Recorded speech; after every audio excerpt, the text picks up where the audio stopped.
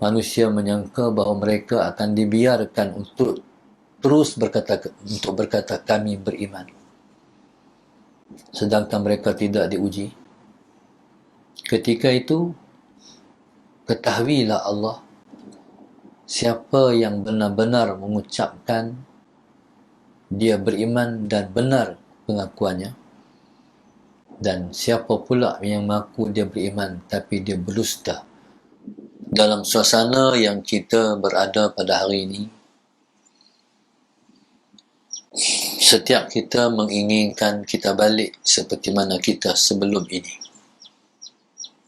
Tapi apakan daya, sudah jadi ketentuan pada kita, kita kena berada dalam situasi baru ni, yang disebut dengan norma baru.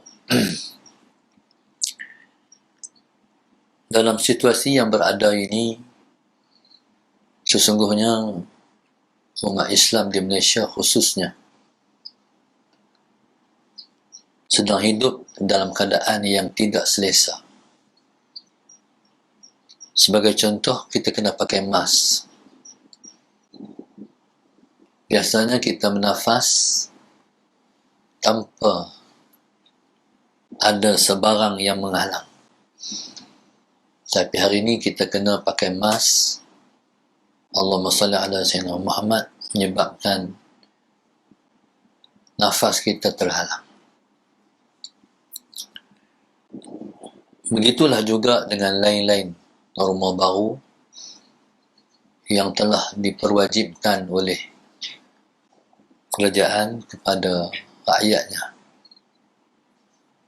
di Malaysia khususnya. Allahumma salli ala Sayyidina Muhammad. Sesungguhnya kita melihat dan memperhatikan ini ialah merupakan satu ujian yang Allah menguji kita sebab kita mengaku kita beriman kepada Dia. Orang yang beriman, yang mengatakan dia beriman, tidak akan dibiarkan untuk dia terus berkata beriman, sehinggalah dia terlebih dulu akan diuji oleh Allah Subhanahu wa Ta'ala terhadap keimanan dia. Seperti mana yang Allah sebut dalam Al-Quran, ahasiban nas ay yutraku ay yaqulu amanna wa hum la yuftanun falya'lamanna Allahu alladhina sadaqu wa la ya'lamanna al-kadhibin.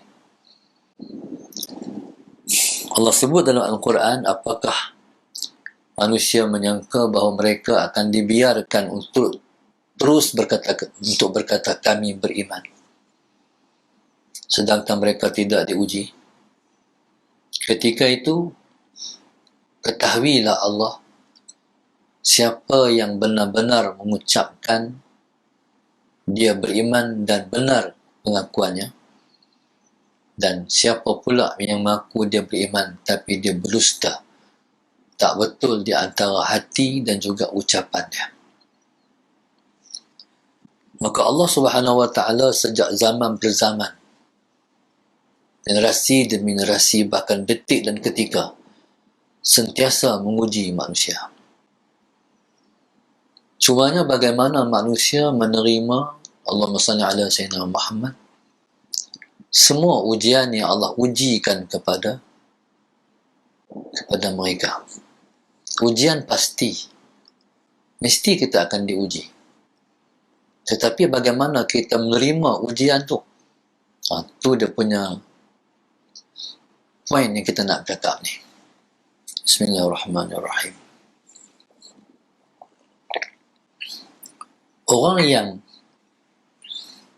bukan Islam, mereka pun terima ujian juga. Tapi ujian yang mereka tempuh itu ialah merupakan azab. Berbeza orang beriman menerima benda yang sama, tapi dia ada markah dia, ada pemarkahan, ada perkiraan dia. Itu beza dia. Segi COVID, semua kena COVID. Satu Malaysia, rakyat Malaysia. Tapi kalau berlaku kepada orang bukan Islam, itu sisaan dan azab Tuhan. di atas kekufuran mereka kepada Allah. Tetapi benda yang sama yang menimpa orang Islam, itu Allah kira ujian. Disebut dengan ibtila. Satu ujian yang Tuhan timpakan sebab Tuhan nak uji iman orang Islam. Adakah pengakuan dia betul dengan realiti yang berlaku? Adakah hatinya betul-betul dia mengaku bahawasanya dia hamba Allah? Ataupun macam mana? Itu situasi yang berlaku. Kita tak bercakap tentang orang bukan Islam. Kita nak cakap tentang kita orang Islam.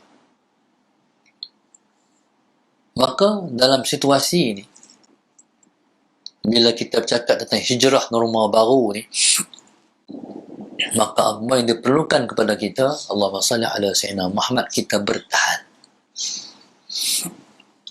Kita bertahan. Bertahan dengan makna yang pertama sekali, kita sabar. Sebelum dia pergi kepada redha, jadi kita sabar dulu. Dan jangan tinggal sembahyang hajat dan panjatkan doa kepada Allah Subhanahu wa taala. Maka sembahyanglah hajat seperti mana yang Allah sebut, wasta'inu bis-sabri was-salah. Mintalah pertolongan Allah dengan sabar dan dirikan sembahyang. Dalam situasi ini, semua umat Islam mestilah dekat dengan Allah Subhanahu wa taala. Dan tidak ada suatu tindakan kita nak mendekatkan diri kepada Allah, melainkan satu je, sembahyang. Walaupun banyak lagi ibadat yang lain. Ada puasa, ada zikrullah, ada tilawatul Quran. Tapi yang pertama sekali yang Allah tetapkan ialah kalau nak mendekat kepada Allah ialah dengan dirikan sembahyang.